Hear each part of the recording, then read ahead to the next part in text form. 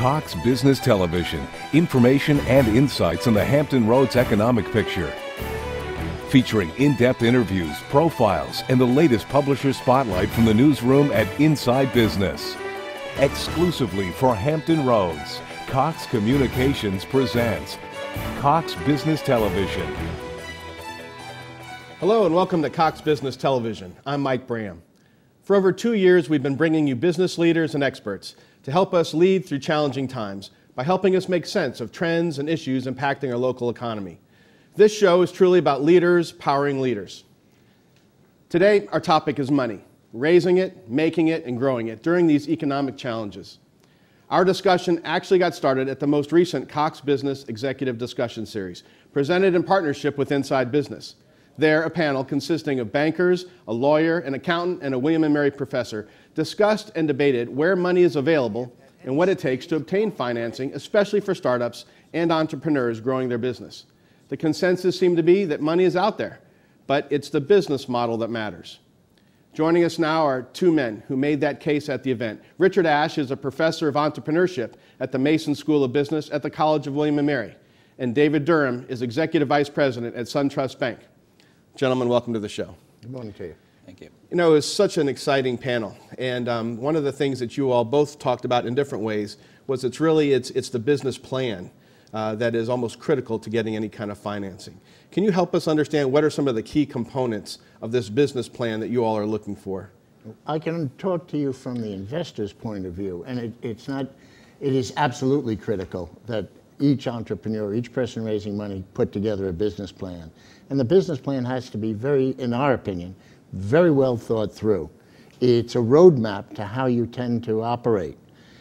You've got to put together your management team, the business model, how you plan to make money, your finances, and most importantly, when you're putting together the business plan, at least I can say from our point of view, is to sum it all up in an executive summary of about 2 pages at the very beginning, which we can go through and get the feel for that this really has it.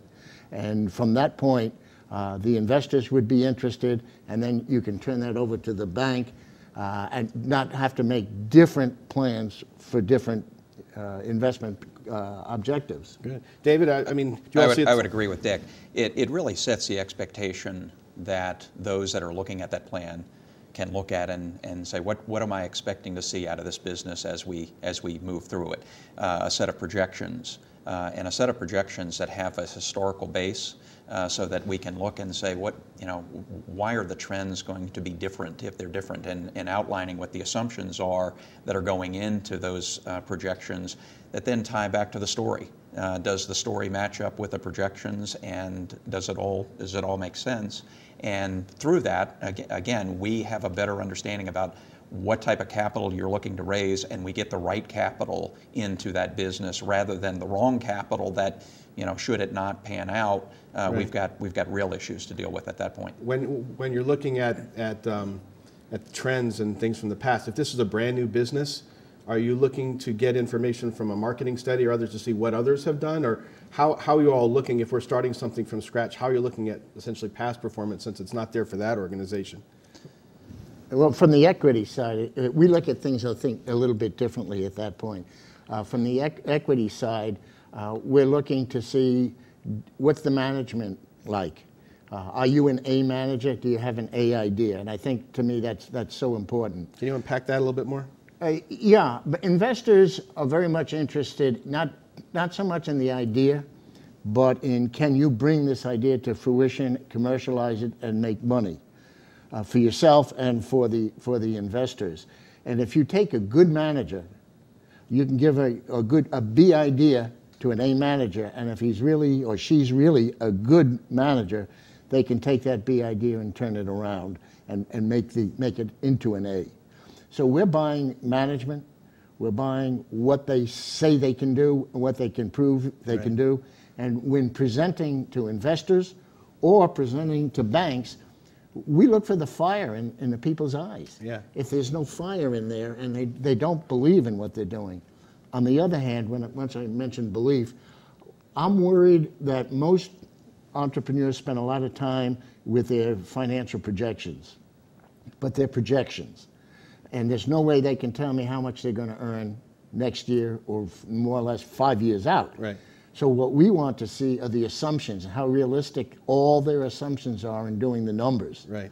And I am sure you're going to do the same thing, especially at the startup areas or the new areas. Yeah, and the startups, again, we're looking at, what are the track records of the managers in the past. It may not be in this particular entity, but it's difficult to believe that you can be an A manager in a completely new venture. Right.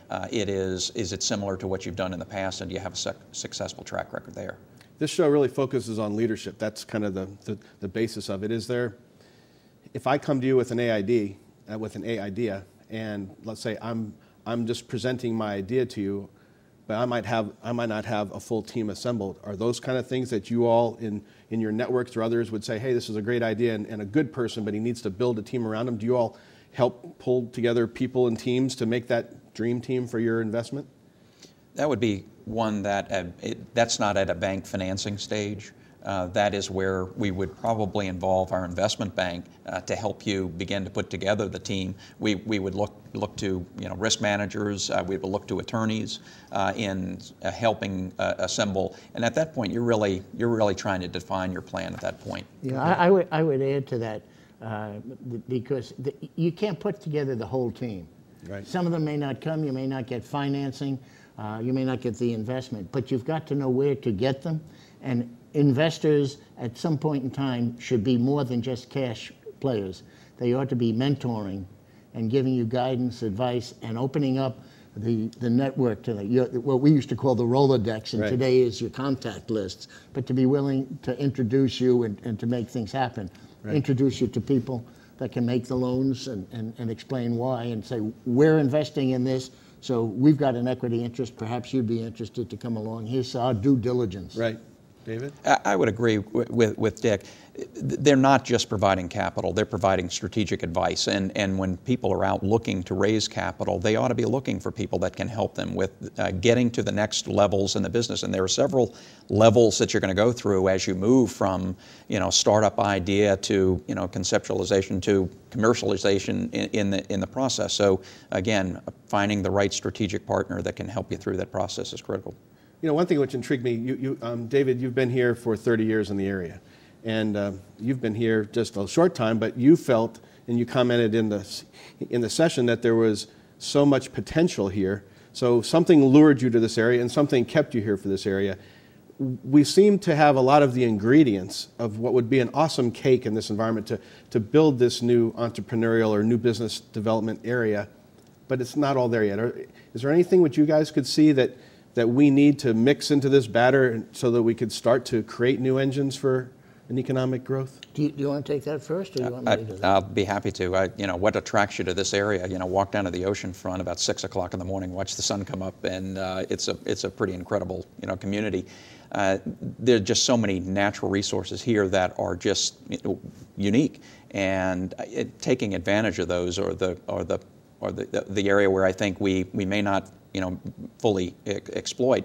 Saying that, that's what makes this community as attractive as it is. We don't want to be San Diego. Right. There are things that we can lever, but doing it in balance. My observation here is, we've got a natural port that I would like to see more development and support politically and collectively from the region than what we get. Right. Yeah.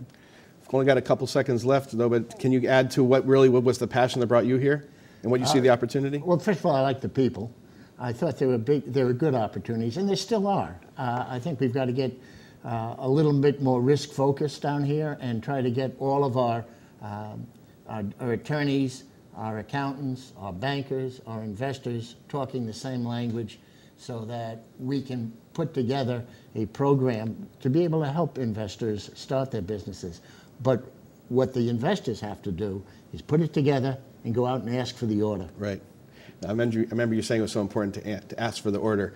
Well, I'm really happy that we asked you to join us here today. I think what you provided today is going to be great, information for folks to go out and make it actionable information. So thank you individually, what you mean to this community and for your leadership, and we'll continue in the next session with you. But for you, Dave, thank you so much. And thanks for including us in the program. Thank you. Have a great week. Appreciate it. Coming up later in the show, more on financing a business in tough times. But first, some thoughts from our executive discussion series. You know, our approach and what we try to teach our folks is we use the old three-legged stool analogy. And I don't know if you've ever seen a three-legged stool. I don't know if they make them anymore, but you know, the first component of that, the first leg is your attorney. You need a good attorney if you're going to grow. The second leg is you need a good accountant. And the third leg is a banker. You need a good banker that's going to be there for you. And then the fourth leg of the stool, which we added recently, was the technology piece.